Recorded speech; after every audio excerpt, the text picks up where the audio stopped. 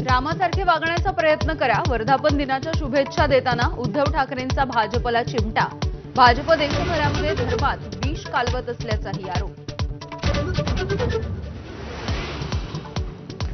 वक्फ विधेयक मंजूर केल्याच्या नंतर आता संघाचा ख्रिश्चन मिशनरीच्या जमिनींवरती डोळा.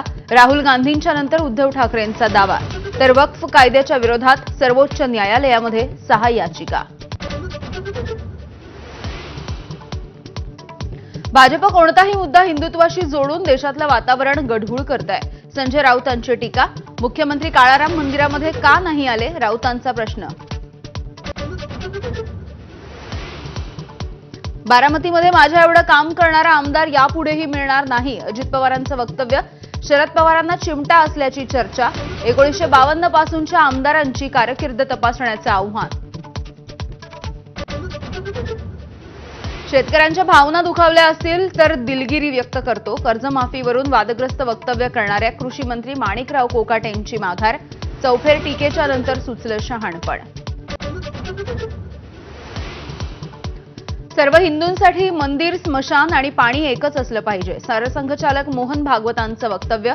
सर्व पंथ, जाती आणि समुदायांनी एकत्र यावं, हाच आमचा उद्देश, असंही प्रतिपादन.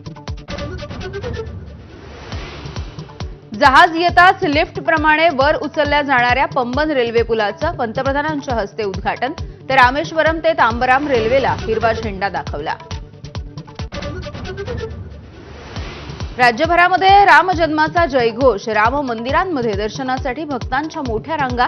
दिवसभर विविध कार्यक्रमांचं आयोजन. अयोध्येमध्ये राम जन्मोत्सव धूमधडाक्यात साजरा. अभिजित मुहूर्तावरती मूर्तीच्या कपाळावरती पडली 4 मिनिटं सूर्यकिरणं.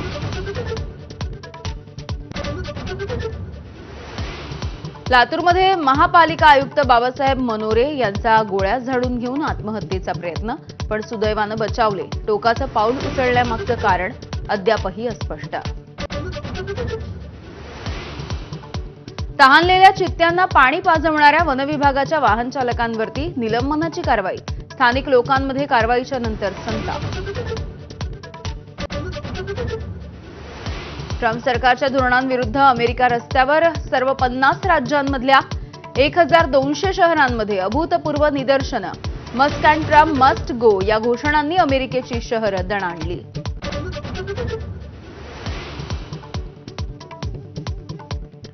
जसप्रीत बुमराह झाला तंदुरुस्त. बंगळुरूच्या केंद्रामधून दाखल झाला मुंबई इंडियन्सच्या टीममध्ये. उद्या रॉयल चॅलेंजर्स विरुद्ध खेळण्याची शक्यता.